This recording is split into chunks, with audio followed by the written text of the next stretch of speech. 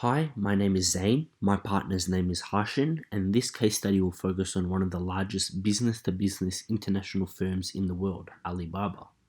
We would like to ask the group to first watch this short video to get an understanding of Alibaba's origins and the West's knowledge of Alibaba.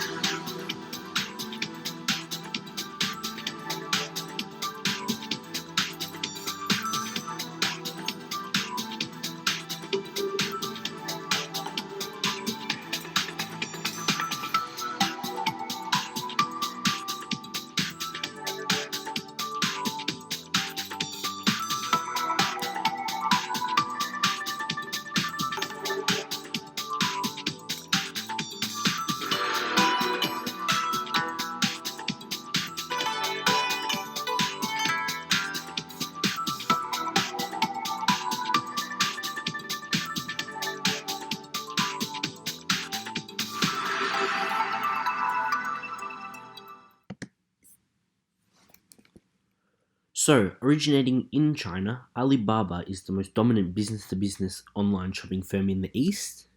Its customer to customer service, known as Taobao, was set up in 2003 and aimed to compete with eBay in the Chinese market.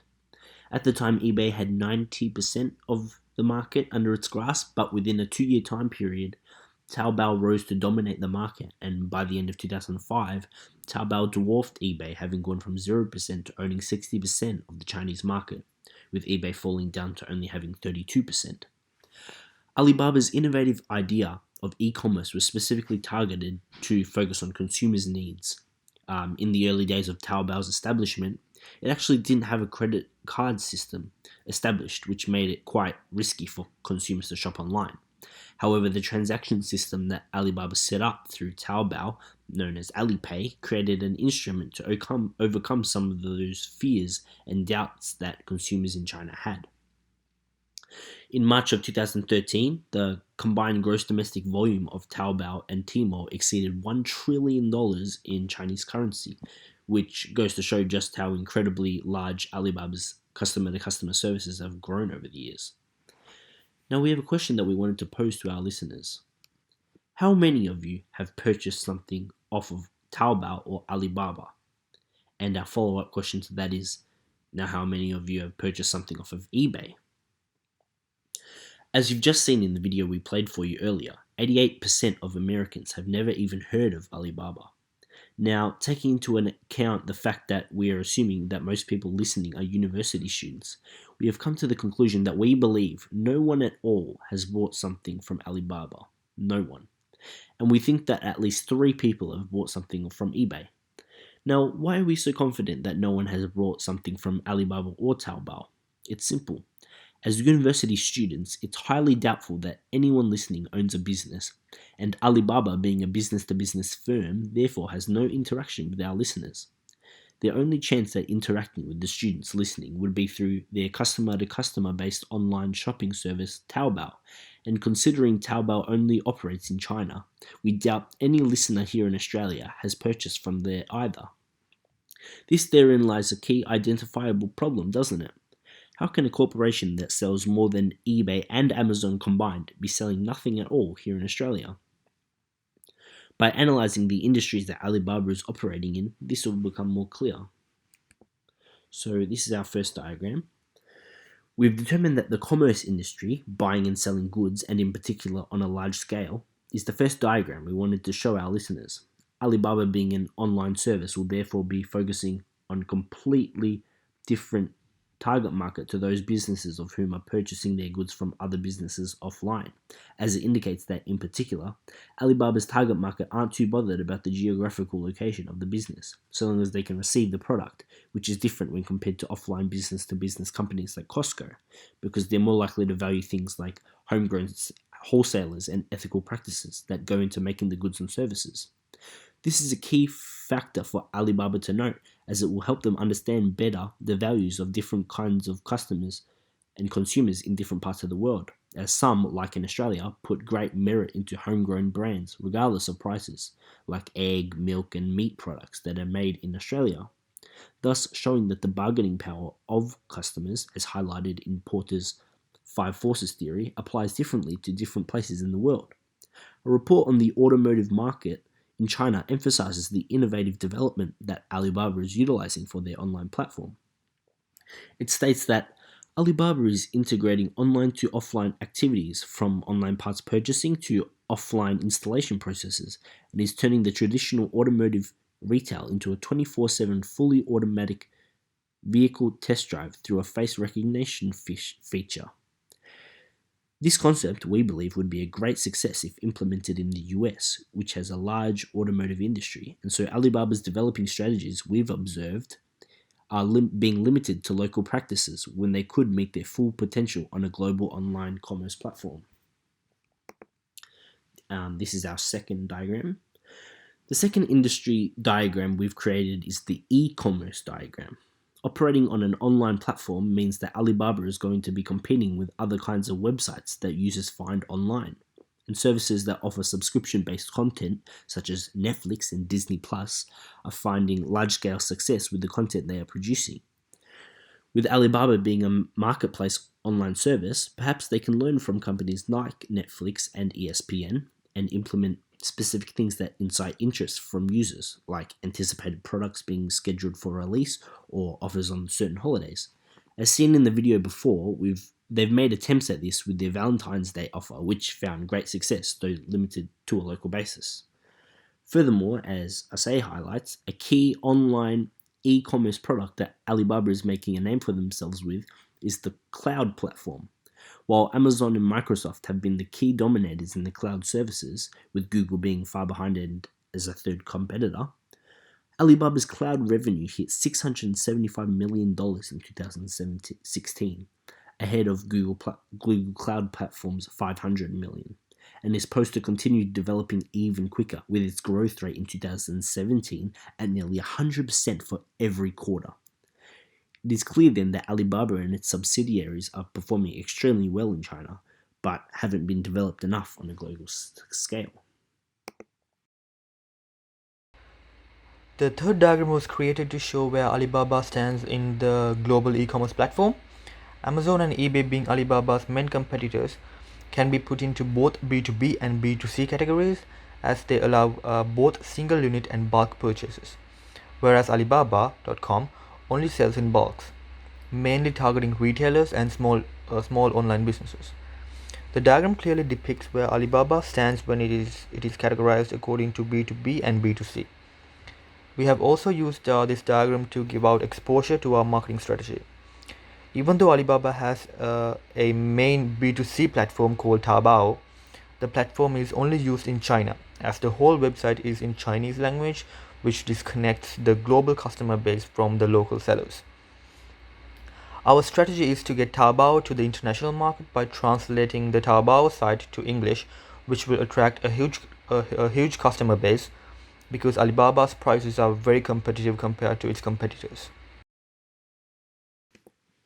Now, our second question, and we're going to be using a football as an example, is would you rather have a football that works well and lasts long and doesn't cost a lot of money, or do you want a flashy coloured football?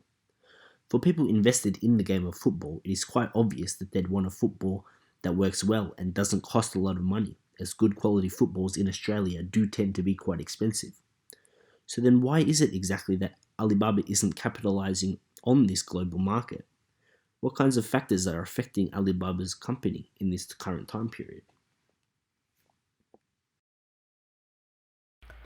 From research, we have identified the three main macro forces currently impacting on Alibaba, namely technology, economic, and social. Talking about the technological side, technological factors are now playing a core role in the growth of most industries.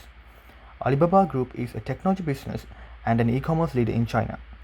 The company has acquired enormous growth within a short period of time. This has happened due to its focus on technology and innovation. The brand invests a large sum every year in research and development.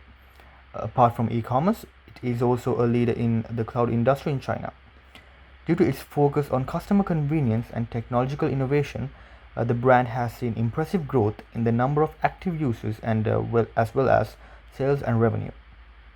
Around the world, apart from growing internet usage, now more and more people are using the internet and smartphones to shop online. While overall use of digital technology has grown globally, companies like Alibaba have flourished with these trends. Alibaba is also a leading cloud player and has bought a web of services for its enterprise customers. In this way, technology plays a core role in the growth and expansion of Alibaba Group's businesses. Economic. Economic factors also play a dominant role in the context of international businesses. Apart from the condition of the global economy, the situation in the regional economies also affects global businesses and their sales as well as their profitability. Post the recession, the world economy has returned fast on track. This has proved beneficial for the international businesses. The Chinese economy has also flourished a lot and reached the second position at the global level. This has resulted in higher sales and profits for local brands. Alibaba is a leading Chinese brand, and a major reason behind its strong performance is a healthy economy of China. Now, more and more people are shopping online, and the use of the technology by both individuals and enterprises has grown a lot.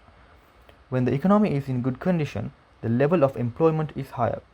People have higher disposable income in such situations and spend more on technology and lifestyle items. The reverse happens when the economic performance is poor. It is why the role of economic factors in the context of businesses cannot be overlooked. Talking about the social factors have also acquired a central role in the context of businesses. Apart from changing social trends, there are other factors too which affects businesses. From society to society and culture to culture, the patterns vary. However, in most of the societies and cultures globally, the use of internet and internet-based services has grown. This trend has proved profitable and e-commerce brands including Amazon and Alibaba. China itself has become technologically advanced, and a very large part of its population uses the internet to access online products and services. Moreover, when it comes to expanding internationally to other markets, the companies cannot ignore the central role of these factors. Now, the same businesses and marketing strategies do not work in all societies and cultures. Instead, businesses need to make changes to their style and strategy to be successful in each market. This also could be a reason that while Alibaba has seen a lot of success in the Chinese market, it has been unable to penetrate significantly into overseas markets.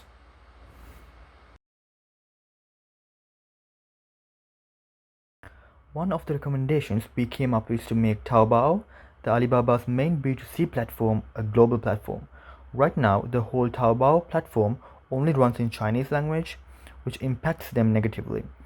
If the Taobao platform can be translated to English, they can increase their sales since international people will start buying from them, and also because Taobao prices are very competitive compared to other online B2C platforms. So our second and third recommendations are, for one, utilizing Alibaba's growing cloud services and taking time to market and promote them to areas outside of China. Along with the globalization of Taobao, we believe we'll see Alibaba developing a significant economic growth, more so than the one they're experiencing currently. So, developing their cloud services on a global scale is really important.